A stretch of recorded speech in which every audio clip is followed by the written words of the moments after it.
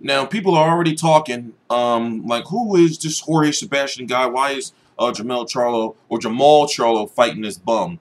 Well, Jorge Sebastian Heiland has been, or should have been, the WBC mandatory 2 years ago. You know, God bless his soul. You know, but now, on the undercard of Broner Garcia, July the 29th in the Barclays Center on Showtime, he's going to be taking on Jermall Charlo. And the winner will be the WBC mandatory for the winner of Canelo versus Golovkin, even though Canelo is not fighting for the WBC title, so they say. I'm T-Street Controversy. This is T-Street Controversy Live. I cover every single major fight live. He is 29-4-2 with 16 KOs. And I remember I watched 4 fights of his, but the footage is all fucked up. Go look it up on YouTube, but you are able to watch his fight with Matthew Macklin. Now, he's like a herky-jerky type fighter. There's no better way to describe it. But, truth be told, I think he's going to get knocked the fuck out, even though he hasn't been stopped before. Now, okay. You have Jermall Charlo. Jermall Charlo is the WBC 154-pound champion. I interviewed him. He fought on the undercard of Berto versus Porter against Charles Hatley. Knocked him the fuck out.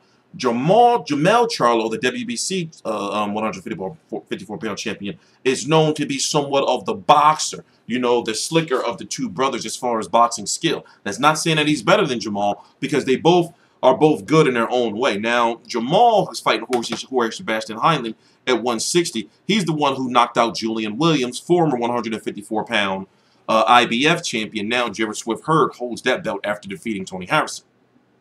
So, Jermall Charlo is known to be more of the power puncher. And also, he's the one that people say is like the hot head. You see what I'm saying? So, I'm going to have to interview him sometime, you know, in the next, I guess, like 3 weeks or so. You know, I hope he don't curse at me. You know, I'm just trying to do my job, bro. I'm just trying to do my job. It's a funny story because I was trying to get an interview from him at the Berto versus Porter press conference. And as soon as I was walking up, I was getting my camera ready. And then he turned around, looked, and was like, "No more interviews." And just walked out. I was like, what the fuck did I do? You know? But anyway, I look at it like this. The Charlos are in a situation where fans are starting to realize that they're good. It's like, yo, these dudes are good. And I'm talking about like casual-ish fans. But it's something missing as far as hardcore appeal. And the only way to get that hardcore appeal is, I feel that, see, for example, they can both talk. You know, because they talk shit. So that's good for boxing. We know that already. You know, we know that already. But it's like, I'm wondering what they can do as far as exposure-wise to get to that next level. Because truth be told, they will beat you the fuck up. You see what I'm saying? So looking at the 154-pound division, I really do feel that Jermall Charlo can... I'm not going to say he can beat Canelo. Canelo's not at 154, so let's not talk about that. But I do feel that he can be the #1 fighter at 154, depending on Erislandy Lara. But truth be told, I'm sorry, I feel he's better than Erislandy Lara. But then again, Erislandy Lara is proven.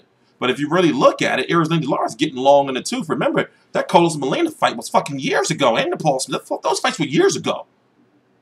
You see what I'm saying? The Canelo fight was ages ago now. And Canelo was just a boy. So if you look at now, you know, like where Jermall Charlo is, you know, can he do better against Golovkin if Golovkin is still champion than Danny Jacobs? You see what I'm saying? I think that at 160, that Jermall Charlo can be a better boxer than Danny Jacobs. You know, those are the questions right there. You know, so remember, right now it's just Golovkin and Billy Joe Saunders. So he's at 160. So he's fighting to be the mandatory. Let me explain to you how the mandatory situation works. Now, Golovkin has 3 belts. Let's say, you know, if Golovkin beats Canelo, because Canelo won't have all 3 belts. And if Canelo gets his hands on just 2 of the belts, it's going to be just so much politics involved and so much bullshit. You know, so when it comes to Golovkin, let's say if Golovkin beats Canelo, and he'll be the WBC, WBA Super World, and WBO champion. Now, Golovkin, however, is talking of moving to 168. They're talking like they're not going to try to even go after Billy Joe Saunders anymore. So I have to put that out there. But let's say it stays at 160. Here's how the mandatory situation plays out.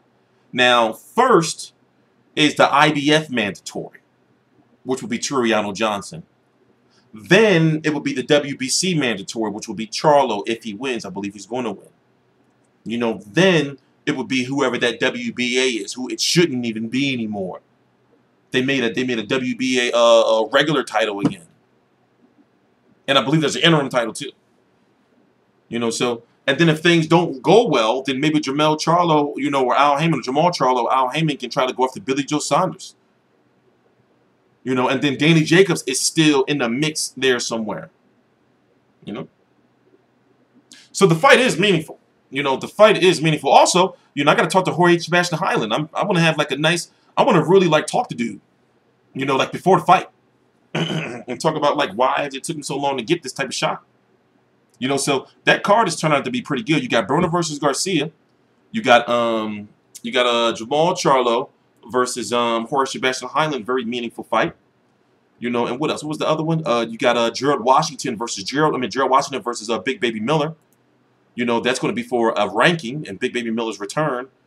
You got what else? There was talk that Jared Hurd, Austin Trout was going to be in the card, but I don't think so. Oh, they're saying that's going to be probably in September. But anyway, I'm T Street Controversy. This is T Street Controversy Live. I cover every single major fight live. Please subscribe.